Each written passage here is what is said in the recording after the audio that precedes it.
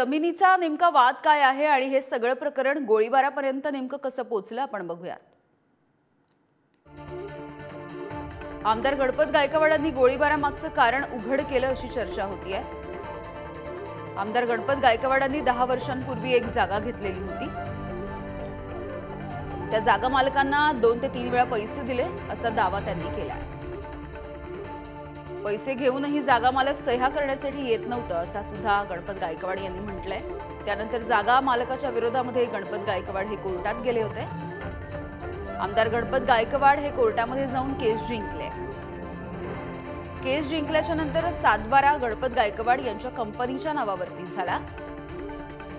तर त्याच वेळी महेश गायकवाड यांनी जबरदस्तीने जागेवरती कब्जा केल्याचाही त्यांनी दावा केलाय।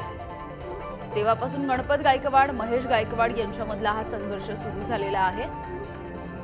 जमिनीच्या वादामधून दोन्ही गट काल हिल लाईन पोलीस ठाण्यामध्ये पोहोचले। पोलीस ठाणे परिसरामध्ये मोठा जमाव जमलेला होता आणि दोन्ही गटाचे लोक जमले ज्यांच्यामध्ये वाद रंगला। गणपत गायकवाडांचा मुलगा पोलीस ठाण्यामधून बाहेर जाताना त्याला धक्काबुक्की करण्यात आली।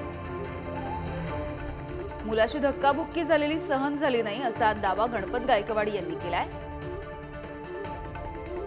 आणि त्यातूनच गणपत गायकवाड यांनी पोलीस ठाण्यामध्येच गोळीबार केला असा आरोप होतोय।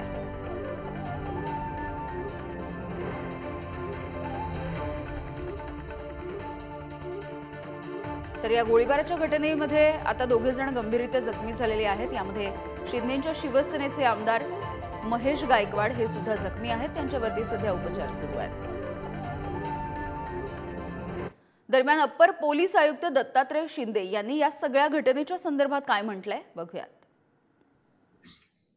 सहकलम 30 शस्त्र अधिनियम या अंतर्गत गुन्हा दाखल करण्यात आलेला आहे।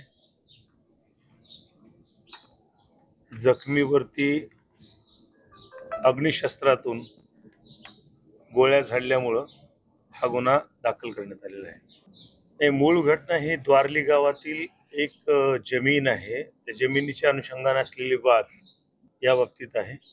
ही जमीन ही एकनाथ जाधव या कुटुंबियांची आहे आणि हे मागासवर्गीय दलित बांधवांचं कुटुंबीय आहे।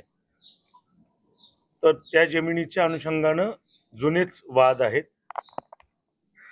त्या वादाच्या अनुषंगाने ही घटना घडलेली आहे।